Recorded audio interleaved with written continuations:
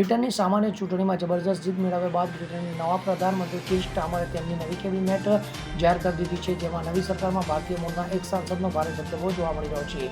ત્યારે ગુજરાત રાજ્યના ભરૂચ જિલ્લાના ઇકબાલ મોહમ્મદ અમદાવાદીએ અપક્ષ ઉમેદવાર તરીકે ચૂંટણી જીતી હતી. તે વેસ્ટ યોર્ક ડ્યુઝરી અને બેટલે મત વિસ્તારથી ઉમેદવારી નોંધાવી હતી. તે મૂળ ભરૂચના ટંકારિયા ગામના રહેવાસી છે.